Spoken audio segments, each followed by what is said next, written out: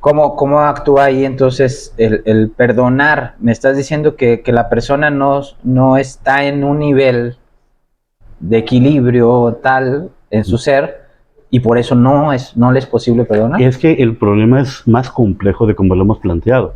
El problema es que mientras yo no haga una reestructuración de mi personalidad, voy a estar más en función de estar recordando las cosas tal como yo las percibí en el primer momento. Okay. Y van a estar reiterándose. ¿Qué tendré que hacer? Reescribir mi vida, reencontrarme a mí mismo, generar nuevas opciones de lo que es la interpretación de mi realidad.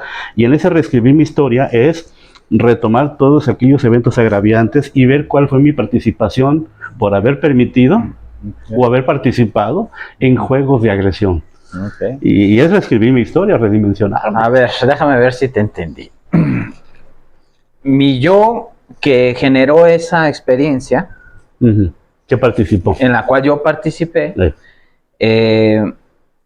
hoy en día la sigue retomando y sigo regresando a ella y tengo la misma interpretación porque como la percibí, así la memoricé y así yo la voy cargando y ese veneno lo traigo yo. Y esa interpretación es lo que me genera el sentimiento, no el evento. La interpretación del evento, primeramente porque me veo fuera de él y me veo como víctima. Cuando yo empiezo a trabajar en mí, a evolucionar, a ver el mundo desde otro punto de vista, a ser más íntegro, a ampliar mi visión, tener más conciencia, como lo quieran llamar, yo mejoro en general mi identidad. Eso. Empiezo a ver el mundo desde otras formas más amplias y eso me permite ver, como yo ya soy una persona diferente, más madura emocional, psicológicamente, lo que sea, me permite resignificar la interpretación que yo tenía. Exactamente. Y en ese momento estoy libre para perdonar. Entro en un plano de objetividad y veo que el agravio ni era tanto, o que no iba dirigido contra mí. Sobredimensioné, no fue personal, me puse de pechito, yo lo permití, o sea, no puse límites, de hecho, hay una flor de las emociones de Plutchik, un psicólogo, y las emociones contrarias, la sorpresa, la emoción de la sorpresa, viene por la desatención. Es decir, como yo no estaba pendiente de eso, permití que me cayera de sorpresa algo y entonces me dañó. Pues sí, pero estaban las señales que tú no las viste, ¿no? Ok, o que las vi, pero las ignoré. Sí, las ignoré por conveniencia, por alguna situación en su momento de mi ser. Ahora, hay personas, llego, cambio, perdono, y nos comentaban hace rato, perdono, pero no olvido. Sí te perdono, pero no olvido, ¿no? Y se dice mucho que el perdón es para ti. Cuando tú logras perdonar, en realidad quien descansa eres tú. Porque a veces ya no está ni la persona, ¿no? Hay muchas ocasiones en que ya no tengo a la persona para perdonarla, pero yo sigo trayendo ese coraje de esa interpretación. Sí. Ese chip.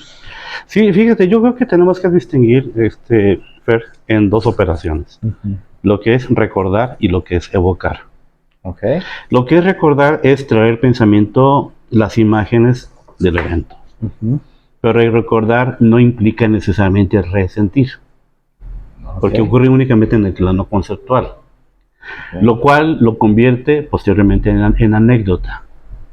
Y la anécdota se puede platicar indistintamente. ¿Qué es cuando platicas alguna desgracia? Hay uno que dice desgracia más tiempo igual a comedia. Bueno, ahí está. Entonces, cuando ya es una anécdota, ya la superé, ya hasta me río del ridículo. Decía Frankl eso, cuando ya nos reímos de lo que nos pasó, ya estamos en vías de curación. Exacto. Bien. Sí. No obstante, el evocar es cuando el organismo empieza a generar emociones a partir de una determinada imagen, de un determinado, no sé, hasta un perfume. Sí, algún recuerdo sensorial que me vuelve a echar para atrás al pasado. Y aunque yo no quiera, el organismo está generando pues esas sustancias que me están llevando a volver a sentir. Y como estuve en peligro, pues se quedó bien grabada esa advertencia en mí, ¿no? Aquí la cuestión es que el arte de perdonar significa que a partir de que yo entro en un plano de objetividad, comprendo y entiendo el mecanismo de la situación y voy teniendo insight y digo, ajá, ya fue lo que pasó.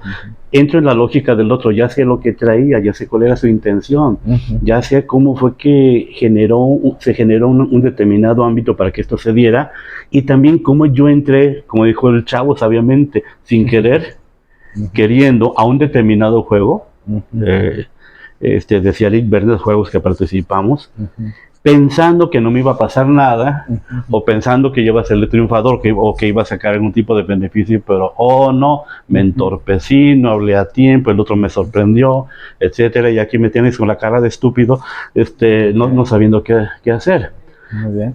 En el plano de objetividad, cuando yo tengo yo reconfigurado, esta visión más clara, diría Rogers, con esta sabiduría organísmica, entonces sé cuál es mi participación en los hechos, de tal manera que así, ahora bien lo que tú dices, me empiezo a cuestionar si yo necesariamente soy el primero que debe ser objeto de mi perdón.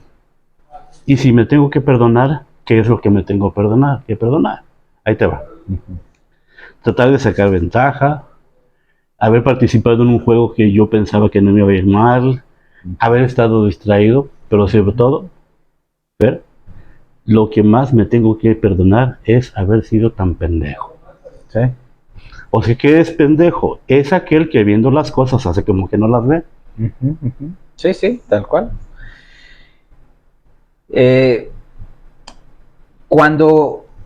Bueno, nada más para cerrar ahorita esta parte, este primer bloque, antes de poder perdonar, yo no puedo perdonar de palabras si primero no resignifico la experiencia desde una mejor posición del ser. Exacto. ¿Verdad? O sea, yo necesito primero trabajar en mí, en resignificarme, en poder quitarme lo pendejo para poder ver la experiencia diferente, desaprender, y entonces estoy listo para perdonar. De hecho, me acordé, había una persona, un chileno, el padre Ignacio Larrañaga, decía, si supiéramos entender, no sería necesario perdonar. Exactamente. Entender, yo lo asumo como comprender, y vuelvo otra vez, es rescatar la esencia de la situación, de la cosa, encontrar el significado profundo. Déjame ponerte un ejemplo. Tuve una pacientita hace años que no le perdonaba a su padre que antes de ella ser intervenida quirúrgicamente le haya puesto una cachetada. Y durante más de 20 años se lo estuvo recordando. Tú me pegaste, me pusiste la mano encima y delante de la gente. Cuando me la llevan a un ejercicio terapéutico, hacemos un proceso regresivo, evidentemente consciente, a través de una mayéutica, y a dónde te llevaron y qué tenías, etcétera, etcétera. ¿Qué es lo que pasó? Pues pasó que no me dejaba yo inyectar. ¿Y por qué no te dejabas inyectar? Porque pues sentía que me iban a hacer daño. ¿Y qué tipo de daño te pudiera ocurrir? Pues no sé, tal vez me iba a doler mucho. ¿Y tú cómo crees que que se estaba sintiendo tu papá? Pues bien desesperado. ¿Y qué crees que se le ocurrió justamente para poderte someter? Sí. No, pues entre otras cosas, pues darme una cachetada. Claro. ¿Ok? ¿Y por qué te doy la cachetada? Porque quería que me interviniera. ¿Y para qué quería que te interviniera? Pues para que mejorara. Bien. ¿Y por qué él quería que te mejoraras? Pues porque me ama. Entonces la cachetada tiene un significado diferente, ¿no? Sí. Y después de 20 años ella pudo haber agradecido a su padre que le haya puesto un cachetadón a fin de que la pudiera intervenir y salvarle la vida. Sí. Pero hay antes una antesala, que ella fue a volver a confrontar el recuerdo para convertirlo en anécdota. Ya lo convirtió en anécdota. Ya lo convirtió en anécdota, pero quiso volver a retomarlo, a confrontarlo, a trabajarlo, porque si no hay una iniciativa de inicio, si no va contigo y se lo sigue trayendo, pues sigue cargando el veneno a fin de cuentas. Sí, es como esa angustia existencial, bueno, más bien ansiedad existencial que nos lleva, Fernando, a buscar el significado real de las cosas, si no caemos en la angustia. Sí.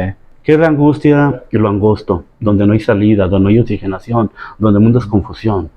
Por lo tanto, la ansiedad existencial me lleva a tratar de buscar las distintas alternativas. Y para eso tengo que perdonar, pues entonces pues perdono. Por lo tanto, tengo que generar, esto muy de moda, una narrativa diferente. Sí, resignificar. ¿No? Sí. Pero fíjate qué curioso, generalmente de lo que se aconseja es, pues, perdonas una carta, quémala, pero si no hay un trasfondo realmente de entendimiento y de reconfiguración de estos cables, de la experiencia, esa resignificación de la que hablamos, pues vas a hacer nada más por ahí, o sea, estás como sobándole por encima. Por eso la frase que tú comentabas, perdono pero no olvido, que en el fondo es que no estoy perdonando.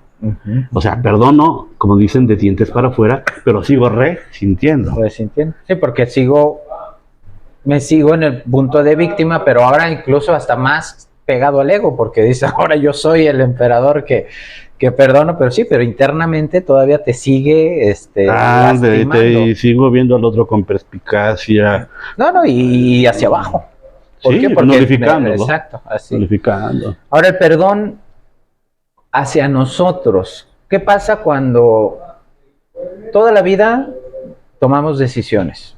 Tú cuando iniciaste y te presentaste dijiste, bueno, pues yo me enfoqué a mi propósito, mi misión, me gusta lo que amo. Ok, bueno, tuviste ese chispazo de claridad y eso te ha mantenido en tu camino. Más sin embargo, ¿cuántas personas no están ahí que hasta a lo mejor ni casarse querían, ¿no? O por escaparse, tomaron decisiones, el trabajo, perdieron la oportunidad de irse a viajar a otro lado?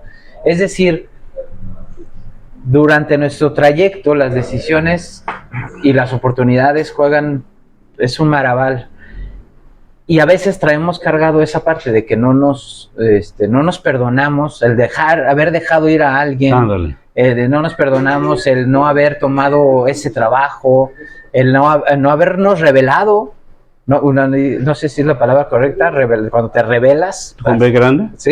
¿O B chica? Sí, más bien de rebelde. ¿Sí? Revelado. Revelado. B grande. Sí.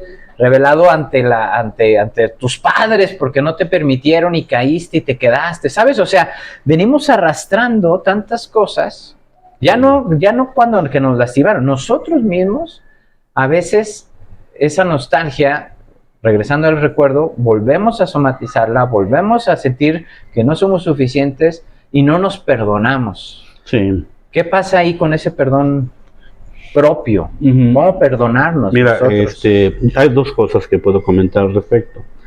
Una de ellas es, no podemos negar que la historia de nuestra vida no es otra cosa más que la historia de nuestras decisiones. Porque cada decisión nos dio una orientación diferente. Bien. Al margen de la evaluación que hagamos de cada decisión, viene la segunda consideración, me lo decía incluso un poeta jalisciense llamado Elías Nandino.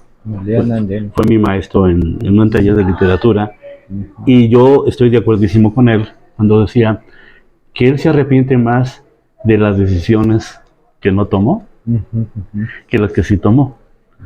Porque tomo una decisión y la ejecuto, al menos estoy arriesgando, estoy saliendo de mí. Decía Coret, estoy autotrascendiéndome, que si me salió mal, me salió bien, hasta que no vi el resultado supe si fue una buena o mala decisión.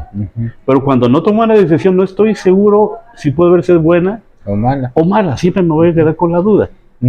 Bien. Sí. Y a lo mejor, como tú dijiste, aquella persona que dejé ir, aquella oportunidad que no aproveché, aquellas palabras de amor que nunca expresé, aquel decirle no te vayas y que me quedé con eso, es ahí donde me cuesta mucho trabajo perdonarme. Exacto. Y donde reitero otra vez y me digo a mí mismo, ¿por qué no lo hiciste? Sí. Pues por pendejo. Sí, o sea, la vida no se llama siempre brava, se llama el perdón. Pero bueno, ok, de acuerdísimo con todo eso. A veces duele más las decisiones que no tomé que las que sí tomé. Más, sin embargo, ¿cómo me perdono? ¿Qué proceso tengo que llevar? ¿O es la misma fórmula de volver a interiorizar y tratar de crecer y ver las cosas? No, pues es aceptando. En primer lugar, el aceptar que yo cometí un error ya implica una parte de ese perdón, porque ahora, una cosa es la culpa y otra cosa es la responsabilidad. Porque la culpa implica, ya no puedo hacer nada, ya la regué. Pero la responsabilidad, sí, la regué, pero eso me lleva a considerar que para la otra voy a estar más buzo, que puedo tener propósito de enmienda, que si puedo expiar, expío, que si puedo resarcir el daño, lo voy a resarcir, y eso me hace estar en paz conmigo mismo cuando hago un plan de trabajo con el cual yo saco. Hay una expresión del Evangelio donde se comprueba que existe el purgatorio, teológicamente hablando, cuando Jesús le dice, yo les aseguro que ese hombre no saldrá de ahí hasta que no pague el último centavo. Hablando de una determinada cárcel. Cuando yo me sienta limpio de conciencia, cuando diga lo que tuve que haber dicho, cuando me atreva a pensar lo que no me atreví a pensar, cuando haga las cosas que ni por aquí me esperaba yo que hiciera, entonces yo ya puedo estar limpio de culpa. Hay un trasfondo. Hay una necesidad de la cual brota un deseo y de la cual brota una intención. Y la intención siempre nos lleva al vertedero de las necesidades. Sí. Si esa intención no la configuramos en actos concretos, la necesidad va a estar siempre ahí. Ok. Por lo tanto, la única forma de liberarme a mí mismo es haciendo cosas que no estoy acostumbrado a hacer. Ok. Entonces hay una necesidad que manifiesta en sí una intención, ¿Un deseo? un deseo, y ese deseo me lleva a mi intención, y esa intención va a impulsar mis actos. No. Si siguen siendo los mismos, estoy en un círculo por ahí vicioso, Hermenéutico. pero la necesidad siempre está ahí. A medida que yo cambie estas conductas, mis actos fuera de ese círculo, entonces la necesidad se satisface de forma diferente. Pongámoslo así, en un caso. La chica que yo amaba se casó. Y siempre me estoy diciendo, Se me fue. nunca se lo dije, ¿no?